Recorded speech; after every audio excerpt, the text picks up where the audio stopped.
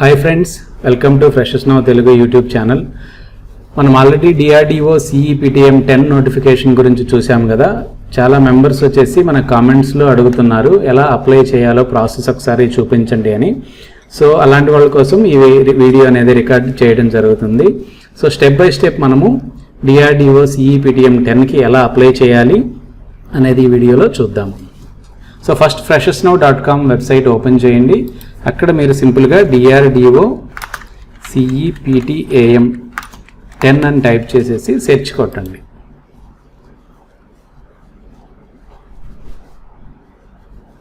So ఇక్కడ మీకు DRDO CEPTM 10 registration process సంబంధించిన ఆర్టికల్స్ ఉన్నాయి, అదేవిధంగా సిలబస్కి సంబంధించిన ఆర్టికల్స్ ఉన్నాయి, అదేవిధంగా job notification, previous papers, best books for DRDO CEPTM, how to prepare for DRDO CEPTM. So మీకు DRDO CEPTM 10కి సంబంధించి syllabus, previous papers, registration process, best books, how to prepare everything మా freshers now వెబ్సైట్లో ఉన్నాయి. ఎవరైతే website ద్వారా చదవాలనుకుంటున్నారో మీరు మా వెబ్సైట్కి వెళ్ళి చదువుకోవచ్చు. లేదు మేము ఇక్కడ స్టెప్ బై స్టెప్ వీడియోలో చూద్దాం అనుకున్న వాళ్ళు ఈ వీడియో చివరి దాకా చూడండి. So step by step registration process అనేది ఎలా చేయాలో చూద్దాము. ఓకే, ఫస్ట్ మీరు ఇక్కడ జాబ్స్ నోటిఫికేషన్ ఓపెన్ చేయండి. అక్కడ మన కిందకి స్క్రాల్ అయితే మీకు అఫీషియల్ లింక్స్ ఉంటాయి. ఇక్కడ చూడండి, for online registration click here అని ఉంది కదా. ఈరోజు ఆల్రెడీ స్టార్ట్ అయింది కాబట్టి లింక్ అనేది యాక్టివ్గా ఉంది. సెప్టెంబర్ 3 నుంచి మనం రిజిస్ట్రేషన్ అనేది స్టార్ట్ అవుతుంది కాబట్టి సో ఈ లింక్ మీద మీరు క్లిక్ ఇవ్వండి. సో ఇక్కడ CEPTM10.com అని అఫీషియల్ వెబ్సైట్ అనేది మనకు ఓపెన్ అయింది.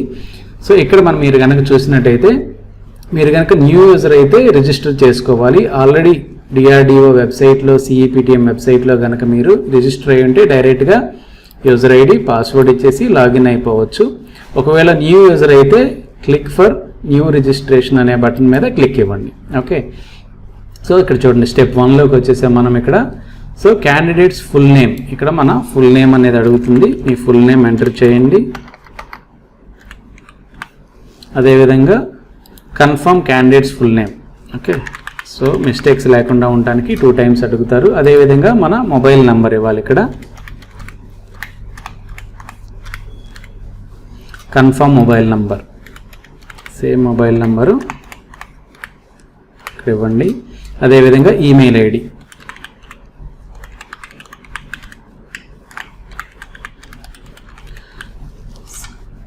Confirm email ID.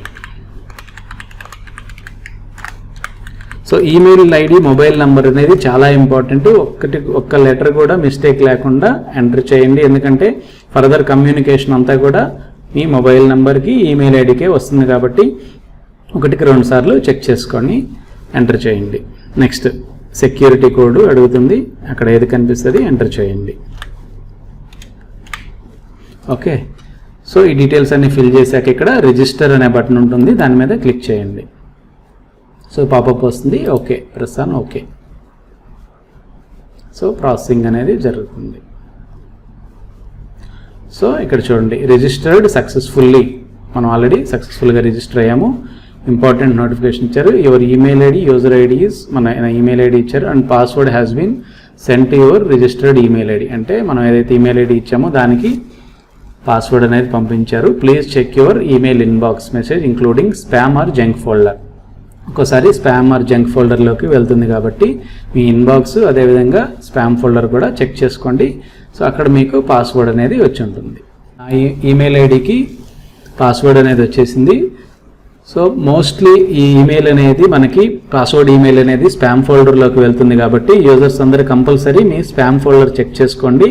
99% స్పామ్ ఫోల్డర్కే వస్తుంది. ఓకే, సో ఇక్కడ నా email ID and password enter చేస్తున్నాను.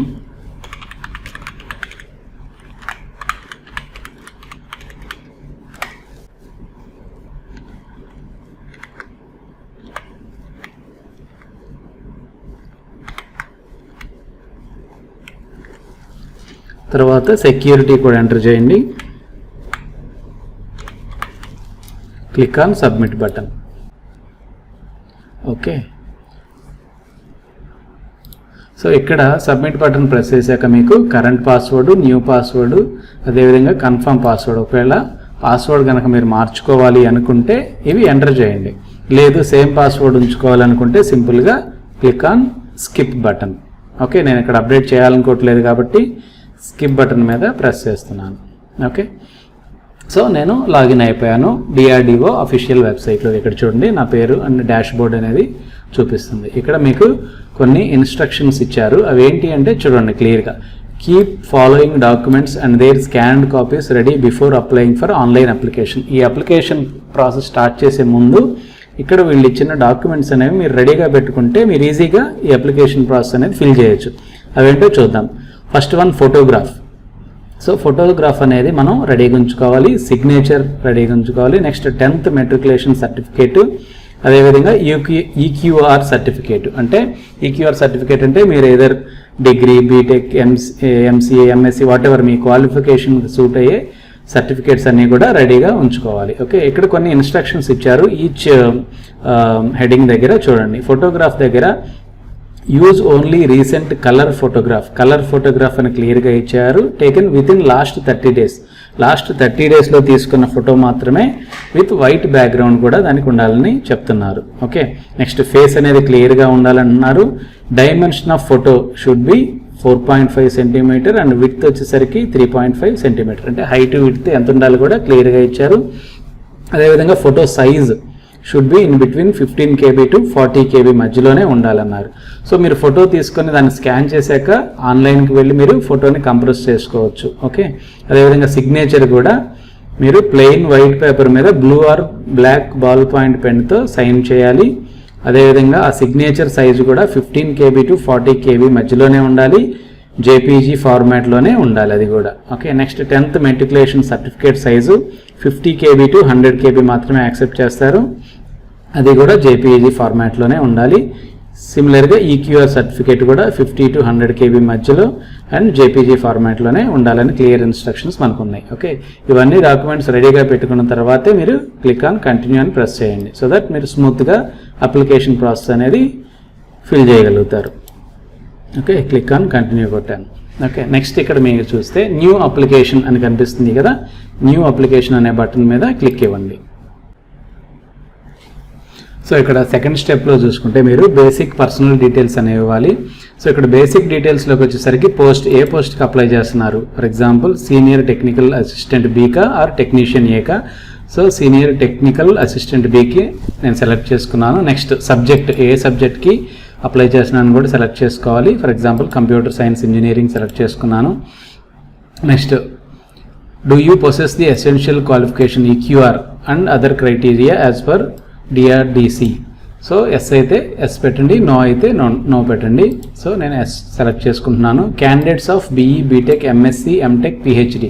సో ఇక్కడ క్లియర్గా ఇంతకుముందు చెప్పిన నోటిఫికేషన్లో మేము ఒక చిన్న రాంగ్ చెప్పాము. BE, BTech, MSc, MTech, PhD వాళ్ళు ఎలిజిబుల్ అని చెప్పాము. యాక్చువల్గా ఎవరైతే BE, BTech, MTech, MSc చేస్తున్నారో వాళ్ళు నాట్ ఎలిజిబుల్ అనమాట. ఇప్పుడు చూడండి, మీరు ఆల్రెడీ BE, BTech పాస్డ్ అని సెలెక్ట్ చేసుకుంటే క్లియర్గా యు ఆర్ నాట్ ఎలిజిబుల్ అని చూపిస్తుంది. ఓకే, ఎవరైతే BE, BTech and MSc, MTech pursuing చేస్తున్నారో అంటే చదువుతున్నారో ఆర్ లేదంటే BSc 10th ఆర్ డిప్లొమా వాళ్ళు ఉన్నారో వాళ్ళే ఎలిజిబుల్ అనమాట. సో ఇన్ కేస్ మీరు BE, BTech చదువుతుంటే పర్స్యూయింగ్ సెలెక్ట్ చేసుకుని మీరు అప్లై చేయొచ్చు అనమాట. ఒకవేళ సో ఇక్కడ మీరు పర్స్యూయింగ్ అని పెడితే కింద మీరు డిగ్రీ ఏంటి, for example BTech, next date of completion ఎప్పుడు అయిపోతుంది అనేది ఇక్కడ మీరు ఫిల్ చేయాల్సి ఉంటుంది. సో అదే ఒకవేళ మీరు కనుక BTech కాకపోతే ఇక్కడ నో సెలెక్ట్ చేసుకోండి. ఓకే, నెక్స్ట్ కేటగిరీ వచ్చేసరికి మీరు యూఆర్ఆ, ఈడబ్ల్యూఎస్ఆ, ఓబీసీ నాన్ క్రీమీ లేయరా, ఎస్సీనా, ఎస్టీనా సెలెక్ట్ చేసుకోండి.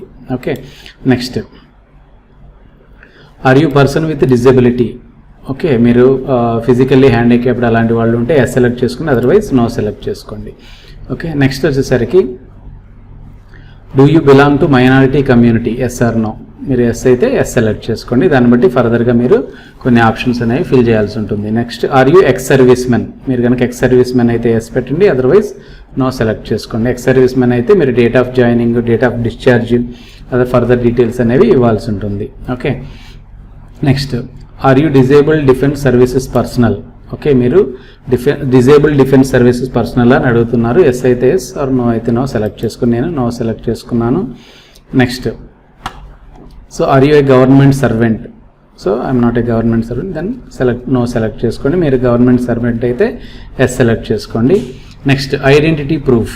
ఓకే, ఇక్కడ మీకు ఐడెంటిటీ ప్రూఫ్ కూడా సబ్మిట్ చేయాలి కాబట్టి మీ దగ్గర ఏది అవైలబిలిటీ ఉంటే ఇక్కడ ఇచ్చిన డీటెయిల్స్లో Aadhaar card, driving licence, PAN card, passport, voter ID, any other photo bearing ID card issued by central or state government. Okay, so నేను ఇక్కడ వచ్చేసరికి పాన్ కార్డ్ సెలెక్ట్ చేసుకుంటున్నాను. నెక్స్ట్ నేషనాలిటీ ఇండియన్ సెలెక్ట్ చేసుకోండి. ఇండియన్ అయితే, అదర్వైజ్ ఇక్కడ ఇచ్చిన డీటెయిల్స్లో మీకు ఏది సూట్ అయితే అది సెలెక్ట్ చేసుకోండి.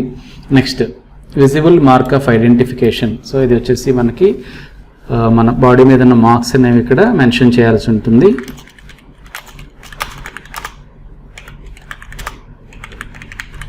నెక్స్ట్ మన హైట్, అదేవిధంగా వెయిట్ కూడా ఇవ్వాలి.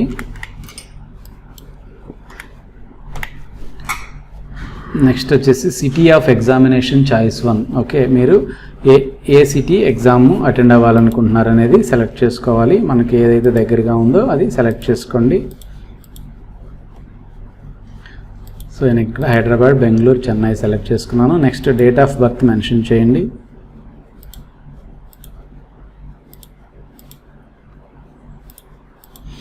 ఓకే,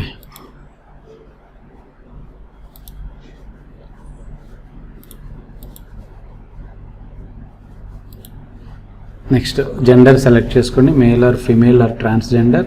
అదేవిధంగా ఫాదర్స్ నేము. సో ఇక్కడ నేను టెస్టింగ్ కోసమే కాబట్టి జస్ట్ టెస్ట్ అని పెడుతున్నాను.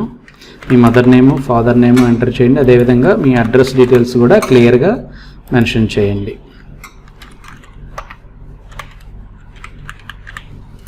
ఓకే, పిన్ కోడ్ కూడా కరెక్ట్గా ఎంటర్ చేయండి. ఓకే, సో ఇక్కడ మీకు 2 టైప్స్ ఆఫ్ అడ్రస్ ఉన్నాయి కదా, correspondence address and permanent address. So ఈ రెండు సేమ్ అయితే ఇక్కడ చెక్ బాక్స్ ఉంది కదా, దాని మీద క్లిక్ చేయండి. పైన మెన్షన్ చేసిన అడ్రస్ ఆటోమేటిక్గా వస్తుంది. ఒకవేళ బోత్ డిఫరెంట్ అనుకుంటే మళ్ళీ ఇక్కడ ఎంటర్ చేయండి. నా కేసులో రెండు సేమ్ కాబట్టి సో నేను ఇది సెలెక్ట్ చేసుకుంటున్నాను. నెక్స్ట్ ఇక్కడ వచ్చేసరికి ఫీజు, అప్లికేషన్ ఫీ వచ్చేసి 100 రూపీస్ పే చేయాలి. యూఆర్ కేటగిరీ, రిజర్వేషన్ కేటగిరీ కాని వాళ్ళు, అదర్వైజ్ రిజర్వేషన్ కేటగిరీ వాళ్ళకి అమౌంట్ అనేది ఉండదు. నేను పైన యూఆర్ సెలెక్ట్ చేసుకున్నా కాబట్టి ఇక్కడ నాకు ఫీ అనేది 100 రూపీస్ చూపిస్తుంది. Okay, next click on save and next. So ఏదో ఎర్రర్ ఉంది ఇక్కడ, మనం పాన్ కార్డ్ సెలెక్ట్ చేసుకున్నాం, అది ఎంటర్ చేయలేదు కాబట్టి ఎర్రర్ చూపిస్తుంది. సో ఇక్కడ ఎర్రర్ డీటెయిల్స్ చదివి మీరు ఏదైనా మిస్ అయితే అవి ఎంటర్ చేయండి.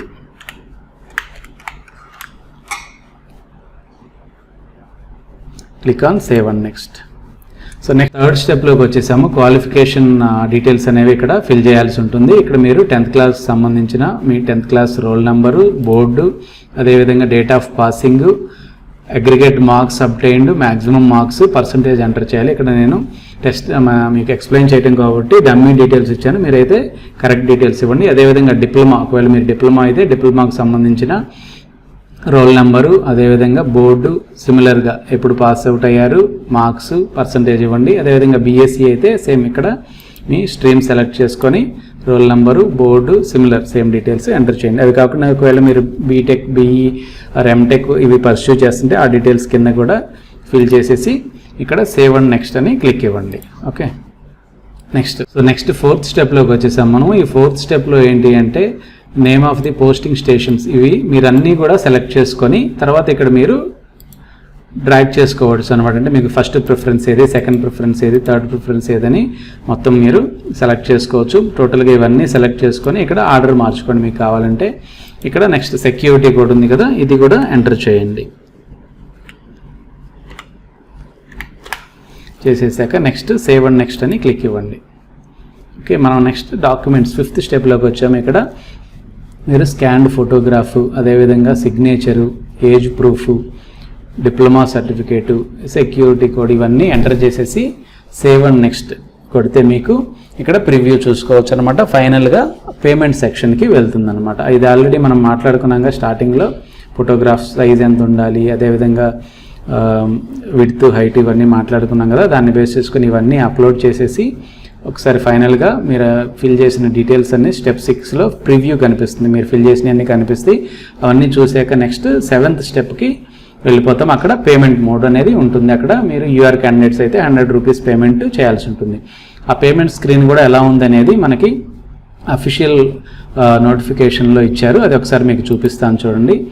ఇది మనకి 7th స్టెప్, పేమెంట్ స్టెప్ అనేది ఇలా ఉంటుంది.